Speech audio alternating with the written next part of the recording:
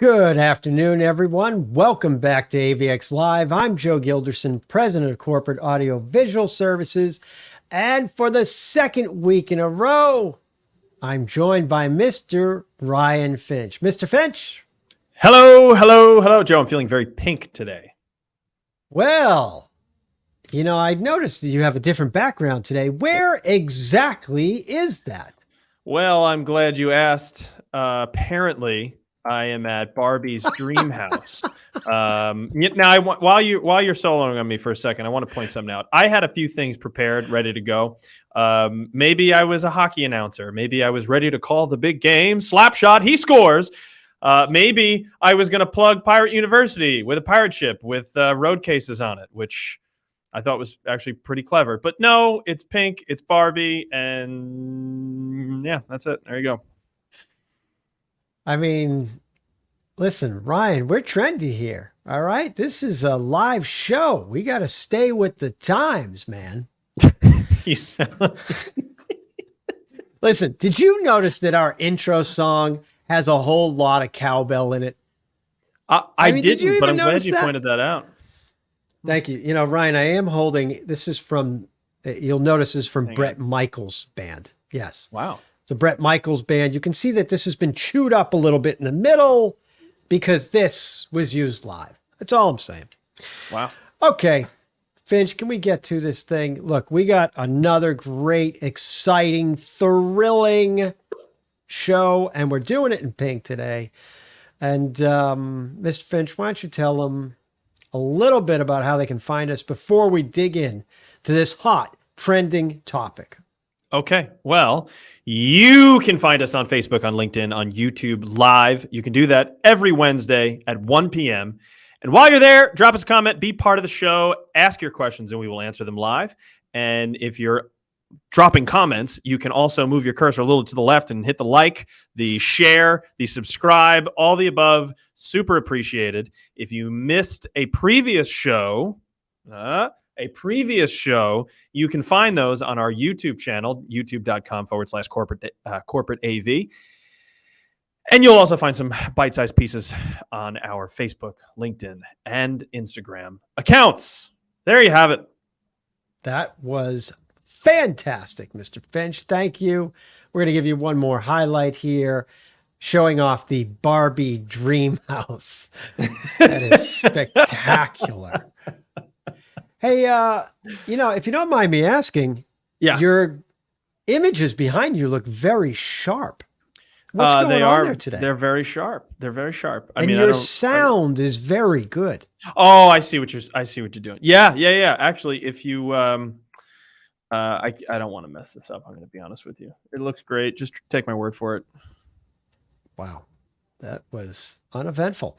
Yeah. Well, we're in the brand new green screen room. That's not it. Conference room. No, it has a name. It's a conference room that was. Do I not know the name?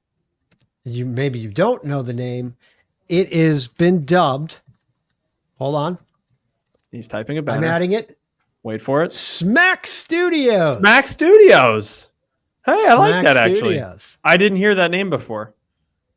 You probably weren't even here or weren't working. I mean, I don't know what you do. Maybe I just wasn't paying attention. That's also possible. Well, Scott did an incredible job in this room. Also, we should take photos of it and, I don't know, show people. I think we'll do that next time. Okay. All right, Mr. Finch. Anyways, looking, sounding great. So we're going to get into today's episode, which is going to be a frequently asked question sort of thing. Everybody's in the process of planning their fall events. So we thought we'd take some of the most common questions we get and give you a quick answer to them. Okay. Make sense? It makes sense. Let's hit it. Yeah. All right. Well, I got this one written in. I took it from the remote audience. Aren't you guys IT? No. Next question. All right, next question. I only need a microphone. No. I only need a microphone. Well, that's not true. It's actually not a question, if we're being honest, right? Maybe a misconception is fair. Don't I just need a microphone? I'll rephrase that for you. No, you don't only need a microphone. You need the microphone to speak into, You need a microphone to speak into. You need a mixer to process the sound, make it actually sound halfway decent and not feedback. And then that goes into speakers so you can actually hear what is going into the microphone. So a common misconception is, don't I just need a microphone? Isn't it as simple as just hand me a mic? Not exactly. Is this thing on? Is this thing on? You're hurting everybody's ears. I know. And don't drop the mic either. No, we're not dropping any mics, okay? No. All right, moving on. Question number 3. Okay, question number 3. Oh, man, how come I get the hard ones? Do I have to use the hotel's in-house AV company? Well, the simple answer is no, you do not. However, I do think that you want to give yourself the option of using their in-house AV. And so the first thing to do that is make sure you look through that heavily worded document, some might call a contract at the hotel, and make sure you're not locked into that before you've actually explored your options. So many times, outside production companies have much more experienced staff. They also have higher quality and newer equipment, much more creativity, and usually deliver better customer service. However, there are certainly other times when using the in-house AV team is a great decision and may make your life easier. So don't just blindly sign off on a contract that locks you in, but instead keep all of your options open so that you can generate the best possible event experience. Thank you. What a very concise, perfectly delivered, not pre-written in any way answer. No. All right, moving on. How much time do we need to set up? Well, loaded question. It really depends on what it is that we're setting up. That's obvious. Some things might only take 30 minutes. Other things could take an entire day or multiple days. So there's really a pretty drastic sliding scale. One thing I want to reference is what a friend of ours, Jim Marlowe, would say is it has to take some time, right? How many times have we heard like, oh, well, the event starts at 6, but we can only get in at 6. How long is it going to take? Well, it's going to take some time, and they're like, well, could we add people? It will still take some time, even with more people. And actually, that's a little tidbit, is sometimes adding more people does not actually speed up the time it takes. Why, you ask? Well, because people start Finch? Thank you. People start to bump into each other, and the efficiency goes downhill fast when you're kind of just climbing over each other, and there's not enough for 3 people to do at the same time necessarily. So in some cases, an event might take longer if we're hanging things from the ceiling, for instance, or if we have bigger screens that require multiple people to just lift them up, heavy objects. And I think that's also kind of a recurring theme is things are physically heavy. And, that means that even just pushing something into an elevator could take more than 0 time at all because it's really heavy. And so, everything kind of just scales from there. So anything from hanging things, like I said, stage backdrop, changes happening on the fly, like we'd like to say in a perfect world, it will take this much time, but we don't live in a perfect world. And if one little thing goes wrong, if the door is locked when we get there, that could be the 5 minutes between us being ready in time and not being ready in time. So in general, we don't tend to offer setup times that are scheduled down to the last minute because we don't live in that type of world. It's too unpredictable. I would imagine that people like to do rehearsals and make sure that things work as well. Yeah, that's a good point too. And that's of course just setup time to be ready for whatever it is you want us to be ready for, whether that's the doors opening or an hour before doors opening or pre-scheduled rehearsal times. That was always a fun thing is, when we find out that there's a VIP coming in to rehearse 4 hours before the event starts, and we're like, we just got here. Those are things we need to know about because we have to back out our load-in time from there. These are excellent points, Ryan. You I know, like I that have stuff. a question. Okay. How long do you think it took to set up Barbie's dream house behind you? Well, that's actually a really great question, Joe, because it's actually AI generated, which means it took zero time at all, or should I say, it took maybe 30 seconds to process. Wow. Yeah, Wow. You really took the fun out of that. I really did. There's It's more with that. okay. Okay, Ryan, does size matter? How big should the screen be? Nope. Ah, all right, I'm taking this one, Finch. In general, as large as it will fit in the room and that you can afford. Thank you and have a good night. But hold on, there's more.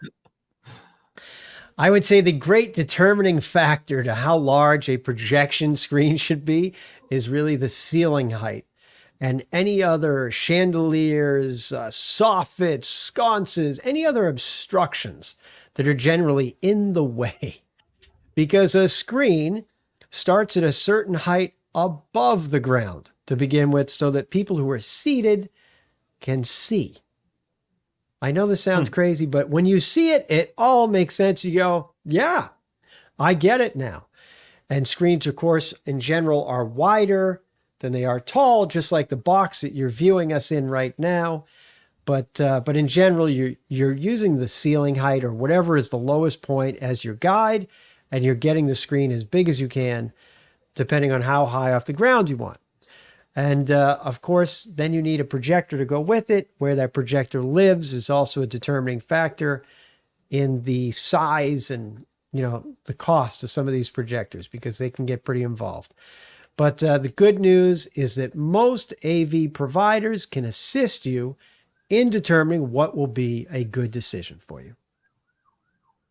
Yeah, we do that, don't we? That's the idea. Yeah. Well, speaking of size, Oh, how big should are we the still talking stage about be? size? We are still talking about size. How big should the stage be? Similar Dicey to topic. projection. I'm going to just continue. I'm not even going to pause. Similar to It's projection. not how you use the stage. Is that? It's not. Come on. Children. We're Sorry. children. I'm sorry. Anyway, the stage. I've lost my train of thought. The stage size. There we go. Similar to projection, it has a lot to do with the space that it is in. Okay, so how many people are going to be on stage, also a determining factor. I would say that's probably the first step because we're not trying to build a stage specifically to fit the size of the room. That's crazy. We're really trying to build the smallest stage possible that you actually need. As a way to reduce labor and staffing. Labor and equipment costs. So, in general, we'll kind of map things out as how many people are you going to fit on stage? Are they seated? Are there chairs physically going to be on stage? Is it bar stools or is it armchairs? And then once we get a sense of that, we can kind of map out, all right, each person occupies maybe 2 feet of space and times 5 people, that's 10, maybe add an extra foot for personal space. And now we're starting to get there. We're starting to map things out. Is there a podium that also needs to be on stage? And that gives us a how big does it have to be? And then when we talk about height, right, the single easiest place to start for height is, well, how tall is the ceiling? Because I can make a stage that's 4 feet tall, but if the ceiling is 8 feet tall, then we have a problem.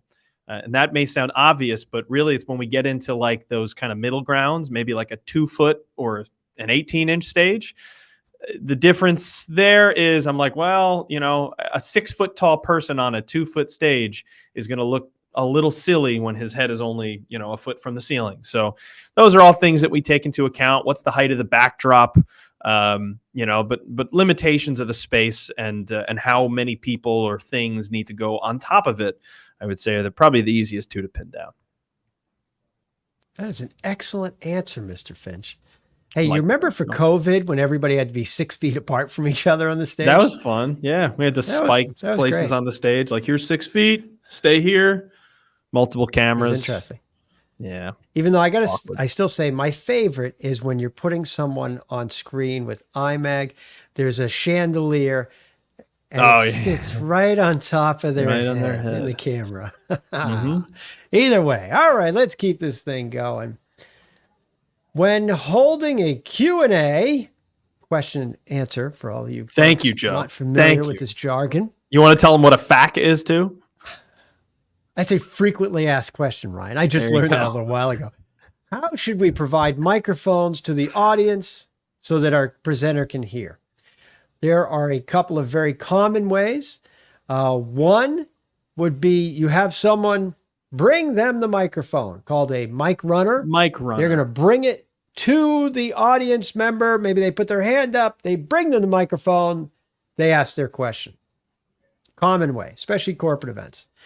There used to be, I haven't seen it very much recently, there used to be this block of, soft foam cube that people would throw to each other in the audience. Not for me, but I mean, either way, I have seen that. But much more common is placing microphones in certain aisles.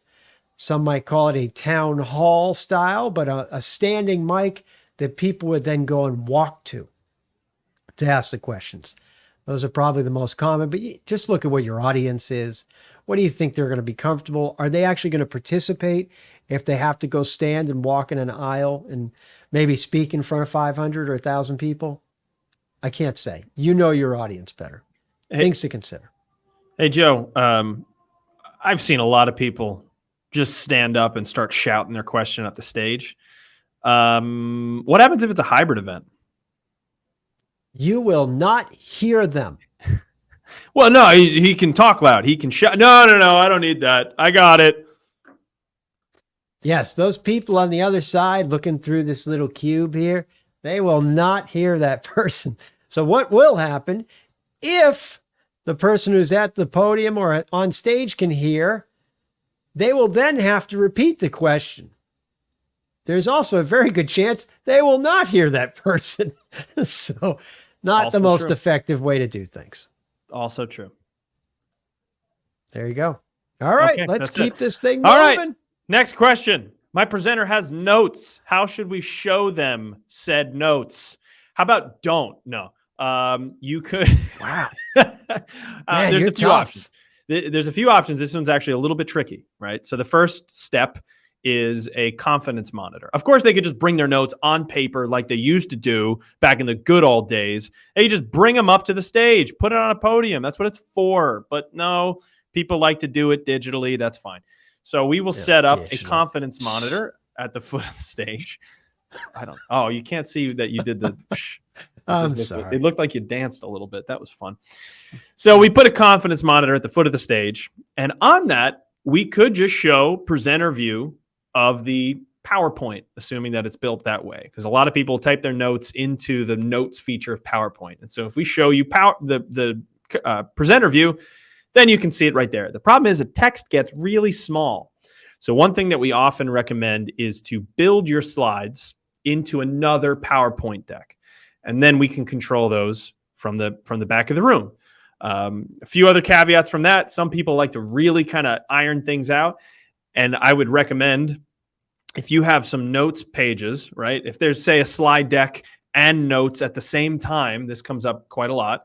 What happens if there's more notes than can fit on one slide? Well, you make two note slides for each slide in the master deck, and then you can duplicate it. And this is something we can help you with the tech table, but you can duplicate the slide so that when we're advancing both at the same time, the presenter is still in control and everything stays synced up, or they can advance their notes and one of your team members can sit in the back and advance the content. Obviously, they just have to know what you're presenting about. So that's the long answer as how to do it for a confidence monitor, on a confidence monitor. Of course, then there are teleprompters, which I've kind of a love-hate relationship with teleprompters because most people think of it as, oh, good, I don't have to learn my material at all. But that's not really how teleprompters work best unless you are professionally trained on using a teleprompter, like like a president or something like that. Otherwise, it can be really difficult to make that actually feel natural. So definitely start with knowing what you're going to say roughly, and then, go from there. Ryan, I got to say, that was a really intelligent, well thought out answer. It was super hard to take you serious when I'm looking at the dream house. That's all I'm saying. Well, that's fine because now you will take me serious. How's that? Switch it up. Wow. Yep. Right? You switched it up. All right, Ryan, we're going to get to the creme de la creme of all questions. Okay. Our grand finale. Why is AV so damn expensive? Man, I hate this question. Taking it off screen. Okay. So You're listen, answering this one, AV, right? Oh, okay, good. I'm going to answer a few things. I know you don't know why. So traditionally, AV is one of the top 3 expenses of any major event. You usually have food, you have the venue, you have beverage. AV is usually in there. It obviously depends on the type of event and what you're exactly doing. You know, there's a lot of different factors, all stemming from what are you trying to achieve? What scale are you working at? What scale of production? And of course, how long is it actually going on? Like, is this thing a day or is it a week? Is it the Olympics? Do we need to set up for 8 months? Like, what are we doing? But the more involved it is in general, technically, the more expensive, the more intricate the design. There may be a lot of different factors. That's also going to lead to a cost point. And, you know, and like I said, the more days, there's a lot of different factors. Consult with your production team and they can help guide you through. Joe, if I tell you my budget, won't you just make it cost that? Yeah, I mean, no. We're going to make it cost what it actually costs. That's the reality. You know, the people that work on these events are very skilled, right? They have a very specific set of experience and knowledge. And I got to be honest, there's not really a lot of people that know how to do something in a split second in front of 1,000 people without making a mistake. Not a lot of people. That's what you're paying for. You're paying for people who know how to do exactly the right thing at exactly the right time, as well as all the stuff it took to build. Can we go back to the Barbie Dream House? Because that was just Yeah. Excuse me. all of the people and equipment it took to build such a fantabulous structure, and then take it away right after the event. Yeah, of course. Right. Because that's only half There the we work. go. Bingo, bango. Bob's your uncle. Bingo, I'm bango. done. Hey, Joe, you know what would be an interesting variation on the Barbie Dream House? What's that? If we made one for you. Oh, look at that. Let's bring you to the front here. Yeah. Look at that. It's like we have our own corporate AV Barbie Dream House. Wow. That is really nice, actually. I know. I I like figured the you might lighting. like it. I like the lighting I too. do. It was all me. It I gives- didn't have any help. It gives a really good Miami Vice feel to it as well. It does have a little Miami, Yeah. which is a I little feel bit like appropriate, honestly. I feel like I should put my jacket on for this one. But The either way, rum and Coke would be flowing there. I mean, it looks lovely this time of year. It does. And Oh. wait, hold on. No, There you have it. that was Indisputable. Good. That was really good. I feel good about it. Indisputable. Well, listen, we have, I think we've covered our 8 or 9-ish most frequently asked questions in the most elaborate and delicate way possible. I think so. Yeah. So I think it's time to wrap this thing up. Mr. Finch, can you tell people how they could find us next time? Just saying. You can find us on Facebook, on LinkedIn, on YouTube Live every Wednesday, 1 p.m. And while you're there, you should drop us a comment, be part of the show, ask your questions, we'll answer them live. You should also like, comment, share, subscribe. All the above. It is super helpful, much appreciated. Slapshot, play goes along the boards. You will find the rest of our videos on our YouTube channel. Highlights on our LinkedIn and Facebook and Instagram for some quick video bites. There we go. Somebody's filming me in the room right now. It's very distracting. Slapshot, he shoots, he scores! Well, that was pretty good. Thank you, Mr. Finch. Thank you for making it much more entertaining than it needed to be. I really appreciate it. I feel Yeah, really you good should. about This is good stuff. All right, everybody, it's time for us to wrap this thing up. I wish everybody a great week. Enjoy. Hopefully we get some good weather. Thank you. See you next time. Bye-bye. Ciao, ciao. Bye.